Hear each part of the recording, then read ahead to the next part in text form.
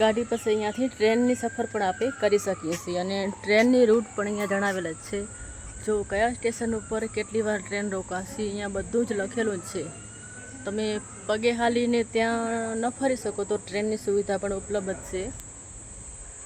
તો ઉપરકોટમાં હાલ તો ઘણું બધું ચેન્જ થઈ ગયું છે, કારણ કે 2010 અને 2026માં ઘણો બધો ફરક આવી ગયો છે. તો બસ અમે પણ જોયું નવું નવું શું છે, અને તમે પણ અમારી સાથે જોજો. અને તમે જો અહીંયા આવી ગયા હો તો અમે કમેન્ટમાં જણાવજો.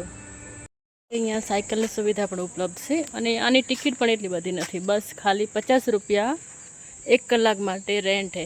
તો આ સુવિધા એકદમ સારી, અને 1 કલાકમાં રિટર્ન આવીને આપણે સાયકલ જમા કરાવવાની આવે તો મને પણ સારી લાગી, કારણ કે 1 કલાક માટે 50 રૂપિયા ભાડું આપવાનું રહે અને 100 રૂપિયા ડિપોઝિટ આપવાની રહે. બસ સાયકલ આપણે જમા કરાવવાની રહેશે. પણ 1 કલાકમાં તો બધું આપણે ફરી ન શકીએ, એટલા માટે અમે ન લીધી. તો બસ ચાલો આગળ જોઈએ હવે શું શું જોવા મળે છે આપણને.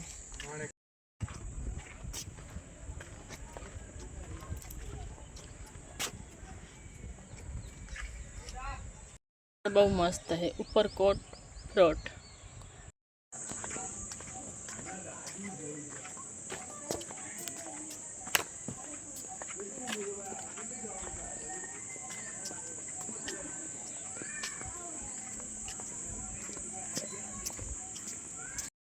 હવે આપી જાય છીએ રાણીનો મહેલ જોવા.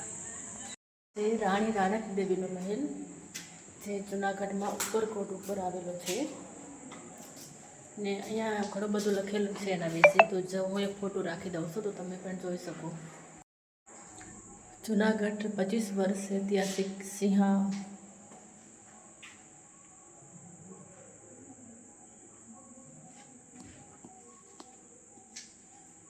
હા જો રાણી રાણક દેવીનો મહેલ.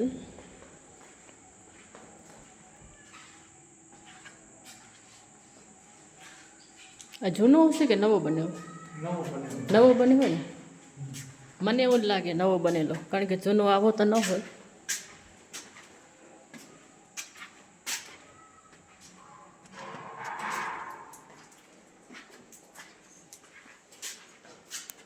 જૂની વસ્તુઓ અહીંયા ઘણી બધી રાખેલી છે.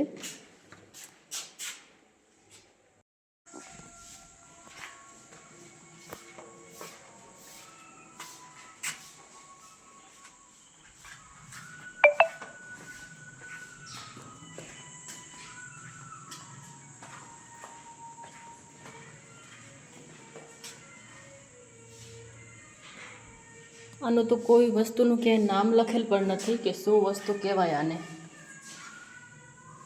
કારણ કે ક્યાંય નામ લખેલો તો આપણે જાણી શકીએ કે આ વસ્તુને આ કહી શકાય. પણ ઠીક છે, જે હે જૂના જમાના જેવું આપણને લાગી રહ્યું તો આપણે એની ફોટોગ્રાફી કરી. તમને કોઈના નામની ખબર હોય તો અમને પણ જણાવજો. અહીંયાથી ઉપર જવાશે? હા હા, ચાલો અહીંયાથી ઉપર જઈએ. હજી ઉપર પણ જાણવા મળશે. આ બધું નવું બન્યું હોય કે જૂનું હોય? જૂનું હતું પણ નવું બને. નવું. હવે અહીંયા ઉપર આવી ગયા રાણીના મહેલના, ને ઉપર આવીને જોઈએ હવે.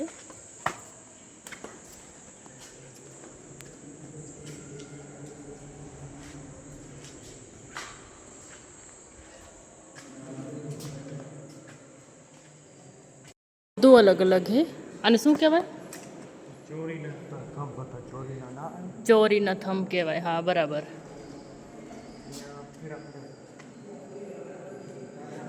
કારણ કે હે તો ઘણું બધું અહીંયા પણ આપણને ખબર હોવી જોઈએ.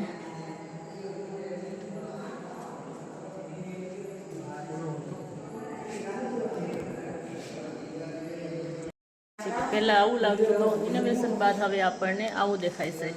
એટલે આ બધી વસ્તુને નવો લુક આપવામાં આવ્યો છે. આ જુઓ.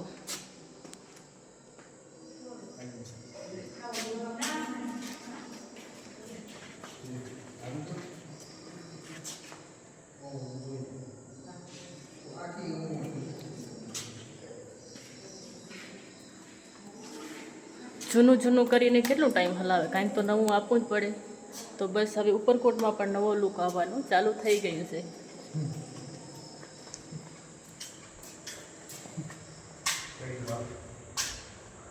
હા ને અહીંયા પણ આપણે જવાના જ છીએ, કારણ કે પહેલાંનું જે જૂનું હતું એ સાવ બેકાર લાગતું હતું. અને હવે જે નવો લુક આવી ગયો હોય એ આ ટાઈપનો આવશે. પણ આપણે ત્યાં વિઝિટ કરીને જોશું રૂબરૂ કડી વાવનું દર્શ્ય.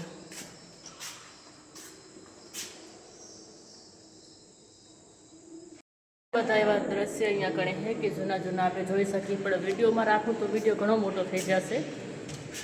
જો ઘણી બધી જૂની જૂની વસ્તુઓ ને જેને નવો લુક આપીને કાંઈ નવું જ બનાવ્યું હોય. નીચે તો ખાસ જોવાની મજા ના આવી, પણ ઉપર આવ્યા ત્યારે રાણીનો મહેલ એટલો મસ્ત લાગે રહ્યો.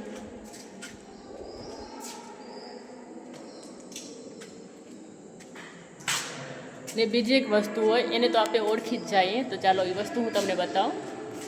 લખેલી છે આમાં આપણને કોઈ નામની કાંઈ જરૂર જ નથી. ભલે કોઈ લખે કે ન લખે, પણ આપણે તો આને ઓળખી જ જવાના અહીં. તો બસ ફટાફટ કમેન્ટ કરો અને આનું નામ તમે જણાવો.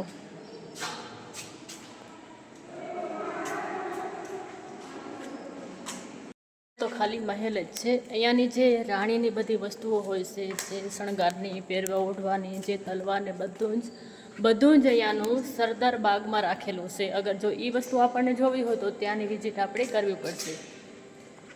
કારણ કે હું ક્યાંની એ જ વિચારું હું કે આ બધી વસ્તુ આપણને ક્યાં જોવા મળે. અહીંયા તો બસ ખાલી મહેલ જ છે. કારણ કે રાણી હોય તો એની ઘણી બધી શણગારની વસ્તુઓ પણ હોય છે. તો બસ હવે ઉપરકોટ ફરીને પછી આપણે જઈશું સરદાર બાગમાં, કે ત્યાં આપણને એ પણ બધી વસ્તુ જોવા મળે.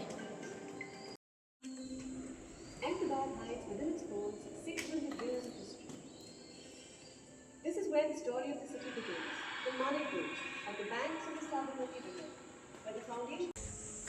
જૂનું એ જૂનું ગમે તેવું હોય તો નવું કરવાનો ઉપાય તો ઘણા બધા કરે, પણ જૂનાનો લુક ના આપી શકે ક્યારે પણ.